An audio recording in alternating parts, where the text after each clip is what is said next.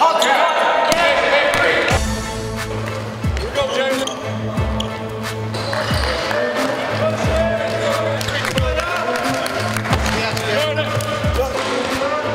You know, that first day of practice isn't what it used to be, but it's also it also does have a feeling of, you know, renewal to get out here for this first official day.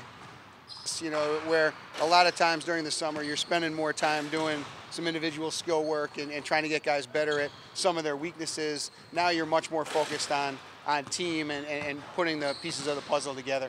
Our defensive mentality, you know, we plan to press a lot more this year, so that's something that takes a lot of time. So we'll start right here from day one, working on our press, working on our half-court defensive concepts. We'll be defensive first, and that's what we'll do primarily this weekend. The roster's more where we need it to be to, you know, to implement the style, and I think that we'll be able to get up and down. We'll be able to press and run more, mostly because of our depth. You know, it's hard to play guys 30+ minutes a game and play at the type of pace that we're looking to play at. So we have a lot of guys that can get up and down the floor, and we have a lot of guys that can contribute. So that should be a good mix for us. I think the rotations, it's time to start forming those rotations and different things like that. We've looked at a lot of groups over the summer and even in the fall here with some of our workouts where we've scrimmaged a little bit at the end of each workout and trying to put some different guys together. But it's in such short doses because our workouts are normally only 40 minutes.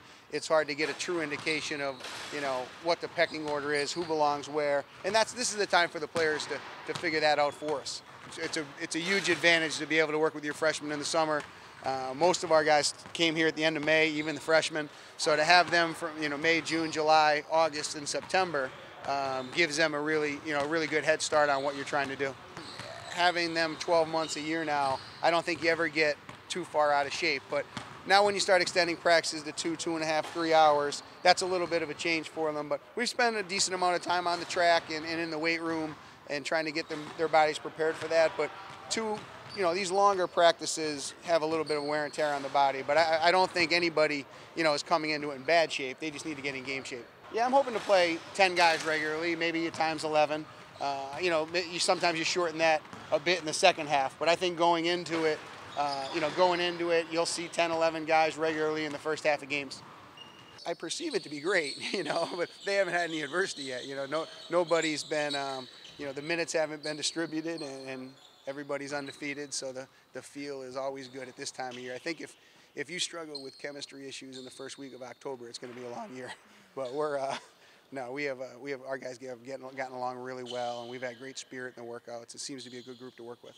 I just want to see a real positive spirit out there. I want to see guys that are tuned in, that are paying attention. That one of the things that, you know, young guys struggle with at times is they drift. You know, they're on the sideline. They're not paying. Then all of a sudden they come into the drill and, you know, they're going the wrong way and those kind of things. So we'll stay on them about those things to try to, you know, correct some of those bad habits that they may have formed.